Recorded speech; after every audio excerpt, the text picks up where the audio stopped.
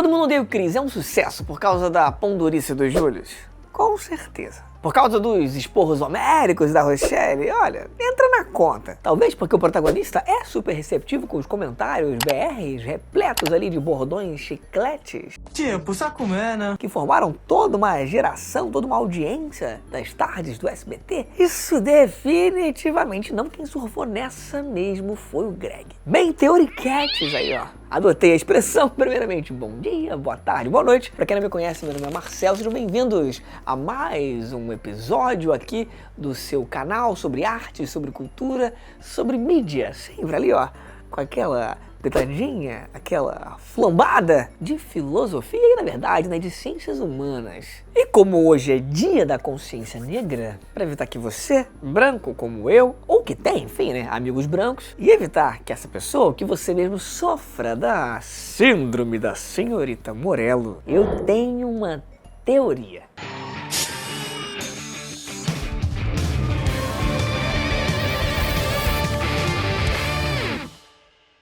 E antes de trazer essa conversa, que é densa, mas que eu vou tentar, né, fazer aqui de um jeitinho mais leve, eu vou dar aquela famosa mendigada no seu like, pedir que você também se inscreva no canal, que você ative o sininho e pedir, inclusive, que você me conte aqui nos comentários, né, quem topa aí virar membro, o que significa, no caso, começar a fazer umas livezinhas exclusivas para aquele grupo seleto que ajuda aquilo que é fundamental, que é fomentar o canal com, né, grana. Todo mundo, né, precisa botar o prato de alguma forma na mesa de algum jeito. Mas enfim, sobretudo, independentemente de grana direta, não deixa de espalhar esse vídeo, ele é um vídeo especial aqui. Porque assim, apesar do toque de humor, ele tem um propósito bem maior. Então bora lá? Todo Mundo Odeia o Chris.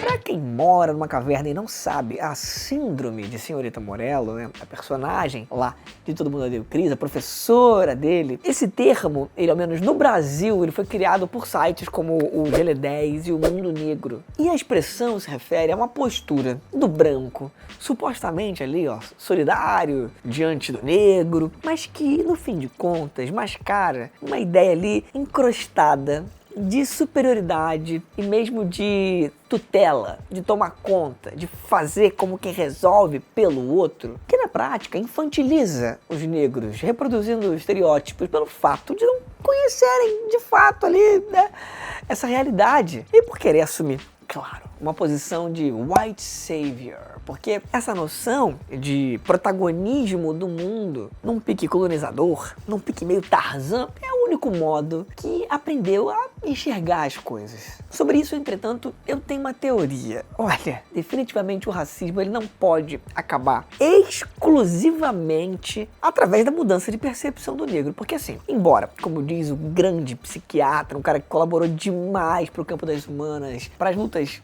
antirracistas, que é o Frantz Fanon, embora tudo parta da noção de que os referenciais precisam deixar de ser brancos no sentido simbólico, no sentido moral, no sentido estético, porque como ele diz, o negro é forçado a usar uma máscara branca, internalizando padrões, valores e expectativas de quem foi tanto antigamente literalmente colonizado, quanto hoje psicológica, sociologicamente colonizado. Embora tudo parta também do sentimento compartilhado de injustiça, inclusive pela percepção de que muita coisa que é normalizada não deixa de ser violência, embora se precise partir da luta, da mobilização, não só por uma mudança cultural, o que inclui a própria representatividade na arte, mas também de direitos, não só na letra fria da lei, mas de condições concretas, seja no mundo do trabalho, diante do tratamento policial, no acesso à universidade, à moradia, a uma segurança alimentar garantida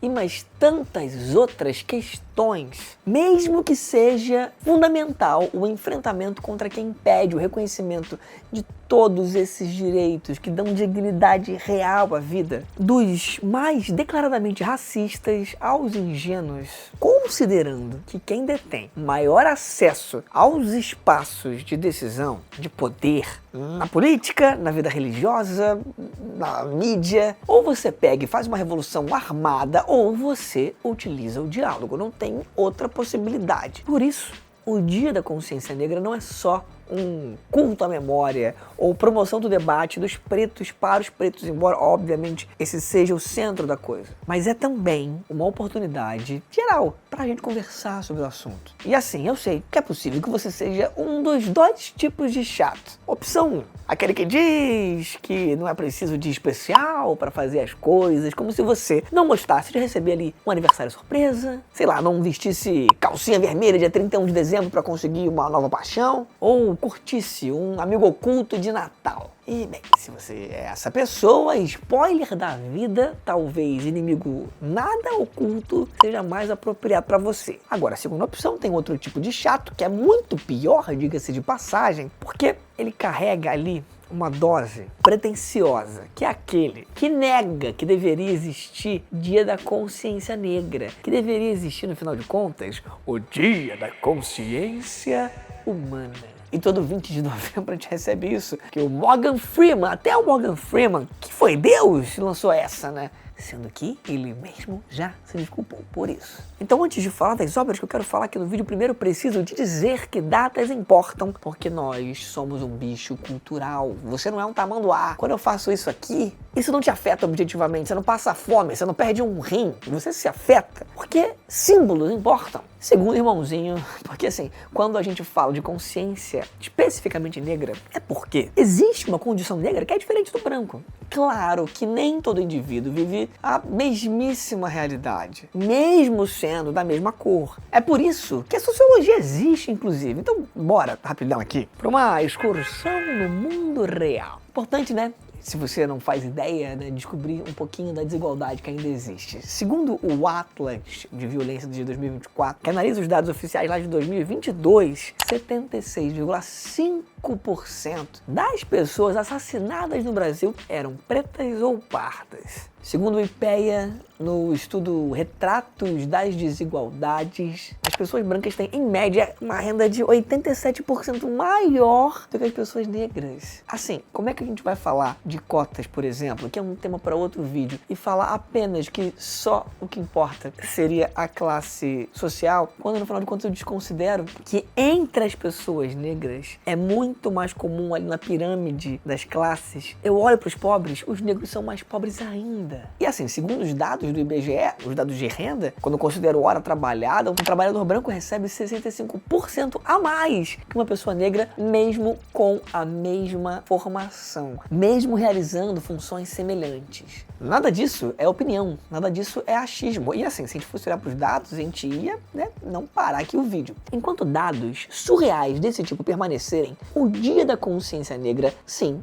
é necessário. E enquanto pessoas da minha cor não tiverem dimensão disso, ciente de que eu vou ser mais ouvido do que uma pessoa preta, eu vou fazer a minha parte. Enfim, para deixar aqui meus centavinhos de contribuição, e no final eu explico porque eu não tô dando aqui uma de senhorita Morello, eu vou indicar a vocês 5 obras para ampliar a sua percepção sobre a condição do negro, não só no Brasil, mas no mundo. A primeira delas é a obra Que Horas Ela Volta, dirigido pela Ana Mui Laerte, que tem ali como protagonista a Regina Casé. Esse aqui é um filme indispensável para quem quer entender o Brasil real, não esse Brasil de fantasia, de somos todos iguais. Vocês lembram do constrangimento, anos atrás, inclusive, quando Daniel Alves, descontados todos os pesares de coisas que ele fez, sofreu racismo, né? Ele pega e come a banana que jogam pra ele. E quando ele come a banana, não sei se vocês lembram, a hashtag bizarra do somos todos macacos, né? Jesus amado. Enfim, muita gente insiste em banalizar e repetir esse somos todos iguais. O que vem, de alguma forma, de um conceito que foi, claro, eu entendo, sendo bem honesto, que foi um tanto deturpado, modo, mas ao mesmo tempo ele era uma defesa de algo que era uma deturpação da realidade, que é a teoria do Gilberto Freire, num livro chamado Casa Grande Senzala, em que ele fala que existe uma democracia racial no Brasil, que o Brasil seria formado por brancos, negros e índios, né? Ainda chamavam de índios, mesmo sendo um antropólogo. Digo isso porque a expressão hoje, né, que a gente entende como uma expressão mais adequada e mais respeitosa é indígena. Enfim, que essa relação, sobretudo entre branco e negro, seria uma relação, num certo sentido, cordial, pacífica, e que a demonstração máxima disso seria justamente a miscigenação, desconsiderando bastante o óbvio, né? É a óbvia tradição de violência no modo como isso se deu, e que isso é bastante evidenciado na relação de trabalho doméstico, em que a empregada, ela é quase da família. O filme fala sobre essa relação de trabalho, fala sobre essa herança escravocrata e sobre o modo como a gente ainda hoje naturaliza que certas pessoas ocupem alguns espaços. Inclusive, quando você vai ver, e eu falo isso com muita experiência, porque eu já morei em mais de 27 casas, tu vai ver um novo lugar para morar, frequentemente você vai ser apresentado a um lugar que é chamado ali de quartinho da empregada. No caso do filme, a Jéssica, quando chega naquela casa, ela não é só a filha da empregada. Ela é uma pessoa, ela é uma existência que desorganiza a ordem racial daquele ambiente. E aí fica fácil perceber como é que o tal do mito da democracia racial, que um outro autor das ciências sociais, o Florestan Fernandes, um cara sensacional, um dos maiores intelectuais da história desse país, como ele desmontou isso com toda elegância, como isso não resiste a 5 minutos de convivência real. O filme mostra que cordialidade nenhuma esconde o fato de que a Casa Grande, que era a oposição à senzala, onde ficavam os escravos, isso nunca caiu por completo, isso só ganhou Wi-Fi. Onde é que já se viu filha de empregada sentar na mesa dos patrões? Eles não são meus patrões, não, Val. E justamente por isso é um filme que é um tapa educado na cara de quem acha que racismo no Brasil é um problema de pessoas ruins, isolado, e não de uma estrutura muito bem organizada. Agora, outro filme que eu acho, honestamente, um dos grandes filmes do século XXI, e ele traz questões ali absurdas, é o 12 anos de escravidão. Tem uma pergunta que o Oscar Wilde, escritor francês, faz lá no século XIX, que é se existem bons senhores de escravo. E ele diz que o pior senhor de escravos é aquele que é bom para os seus escravos, porque impede que os escravos percebam as correntes que os aprisionam. Nossa, puxado isso, né? E isso foi, assim, uma questão real por muito tempo. 12 anos de escravidão desmonta essa lógica justamente ao pensar os diferentes senhores ali. E desmonta essa ilusão de forma quase cirúrgica, porque mesmo os supostos senhores mais brandos, os que tratavam com essa cordialidade que eu falei lá, pensando hoje no Que Horas Ela Volta, como o Benedict Cumberbatch no filme, em oposição ao Michael Fassbender, que é o cara que é mais violento, embora diferentes, todos eles participavam de uma mesma máquina, uma máquina que transforma as pessoas em propriedade, em coisa. Aquilo, inclusive, que a gente chama nas ciências humanas, na filosofia, de essa objetificação é chamada de reificação, que é o ápice do quê? Do tratar como mercadoria, do tratar como mera engrenagem do sistema. E aí, como diz o Patterson, escravidão não é só um trabalho forçado, é uma morte social. E nenhum verniz de bondade muda isso. É um dos filmes mais fortes nesse sentido, porque trata de forma complexa os dilemas também dos brancos, mas o evidente sofrimento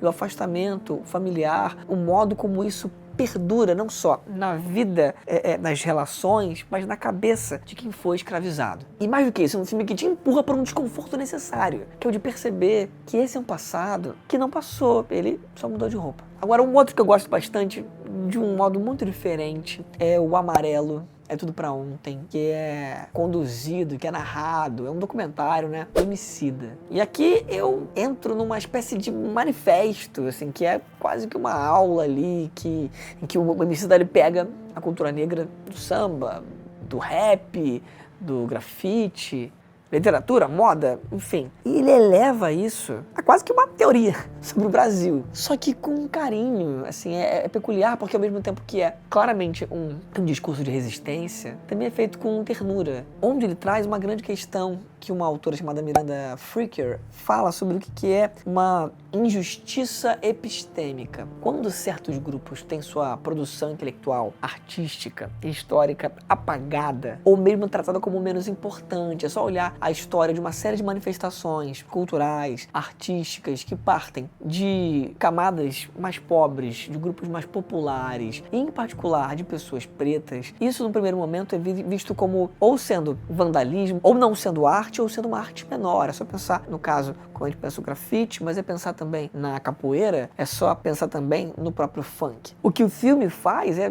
corrigir uma certa memória, um arquivo aí social, porque devolve nomes, datas, lutas, conquistas e mostra o tanto que a gente não conhece das contribuições, da formação brasileira tão centralmente preta e que a gente não viu na escola, convenhamos, porque a Morello era quem estava coordenando o currículo. Eu lembro, como professor já, numa escola pública inclusive, ver concursos feitos sobre a pessoa branca, preta e indígena mais bonitas da escola, reproduzindo esse mito que eu falei, né, que foi desenvolvido lá pelo Gilberto Freire, e que as pessoas, a professora no caso, que inclusive era uma mulher negra, fazendo isso da maior boa vontade do mundo e reproduzindo uma lógica muito complicada, né. Agora, um filmaçozaço de 2014, se eu não me engano, que a Oprah inclusive participa, é o Selma.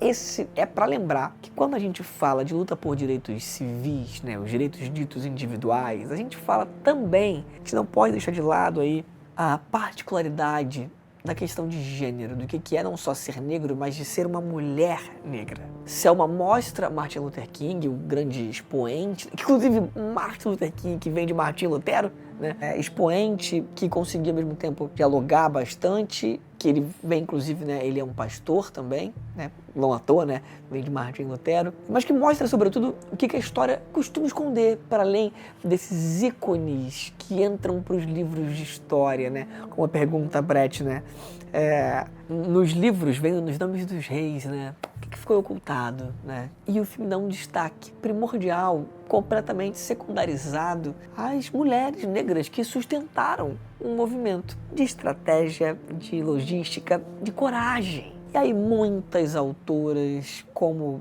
a Angela Davis, vão tratar de um conceito fundamental, que é a ideia de interseccionalidade. Não existe mulher como algo universal, assim como não existe o negro de forma universal. Ninguém é uma coisa só.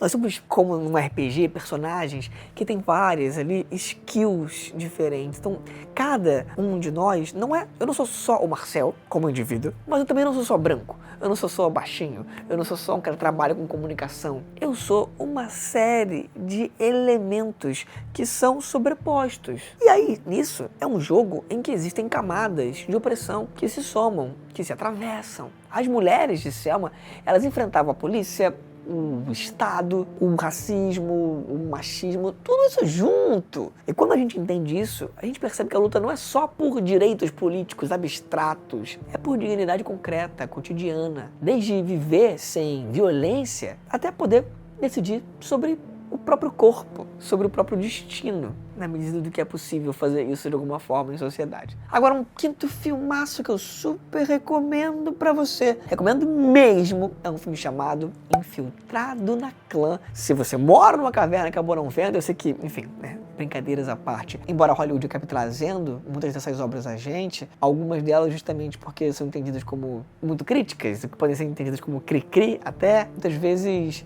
não chegam a uma parcela da população, mas assim, por favor, veja. É do Spike Lee, um dos meus diretores favoritos, que faz parte desse movimento em que diretores negros têm conseguido estabelecer narrativas também sobre a própria vida. Esse daqui é aquele filme que parece piada, que é um policial negro infiltrado na Ku Klux Klan, mas que vira um espelho. Porque o Spike Lee, ele faz questão de lembrar que a luta contra o racismo, ela é histórica. Mas o racismo também é teimoso, ele não some, ele muda de slogan, de tática. Mas assim, em termos de teoria, aqui a gente está tocando num conceito que é fundamental, que é a ideia de racismo institucional. Ou seja, a ideia de que não precisa ter um vilão racista para que a estrutura produza desigualdade. A clã, ela é grotesca, ela é caricata,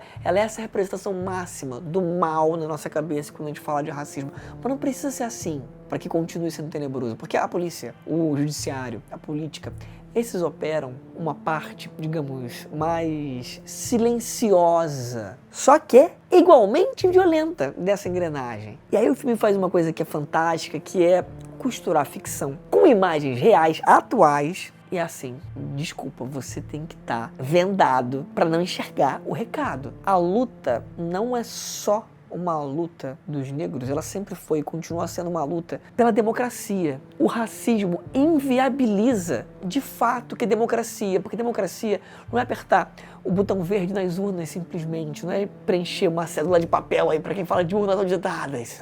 Elas são cédula de papel, enfim. Democracia só existe se as pessoas têm real acesso a direitos. Mas enfim, aí você vai pegar e vai me dizer: ah, mas você não recaiu nesse vídeo, na tal posição da senhorita Morello? E aí eu vou te contar o seguinte: eu sou um homem branco, de 38 anos, cuja irmã, 10 anos mais velha, eu não sei se ela é adotada de pai e de mãe. Eu sei que meu pai deu a minha irmã, Aline, no dia das mães, para minha mãe, que não conseguia engravidar por mais 10 anos. Bem mais de 10 anos. Enfim, meu pai faleceu sem contar se a Aline era filha dele. Ele falou que levaria isso pro túmulo e, de fato, faleceu e levou. A questão é que a Aline foi criada por uma família de classe média baixa, mas uma família branca, com espaços de pessoas brancas, onde havia quase nunca pessoas negras e muito menos representações midiáticas, culturais, que fizessem ela se sentir valorizada. Então ela não sentia nem nesse olhar distante, olhando para a mídia, em termos de modelo, muito menos dentro de casa, na escola, na igreja, o que foi fazendo com que ela se sentisse inadequada, como se o problema fosse sempre tivesse a ver com a Aline enquanto pessoa. E ela não percebesse que o modo como ela era muitas vezes subjugada, o modo como ela era preterida, como ela era excluída de situações, não era por ser Aline, era por ser negra. E eu acho que esses filmes trazem algo de fundamental nesse processo de compartilhamento do sentimento de injustiça, que é você se tocar de que não é um problema individual. E aqui eu não estou falando numa posição de quem quer ser salvador de nada. Eu entendo isso pela minha formação, mas também porque eu testemunhei diretamente essas situações. Eu tô falando de entender que entre se ver como protagonista do mundo e inocente diante de um absurdo sem fim, que perdura por séculos, mesmo você, branco, pode fazer alguma coisa a respeito da realidade que é inevitavelmente de corresponsabilidade sua. Ah, mas então todo branco é racista? Num certo sentido, pelo menos? Mas, honestamente, eu acho que sim. Mas calma, não necessariamente de forma intencional, de forma consciente. É que o racismo não mora só numa ofensa, num xingamento, numa piada escrota ou numa ideia. O racismo, ele é um sistema de benefícios. E na condição de quem é parte da responsabilidade, em vez de recair no clichê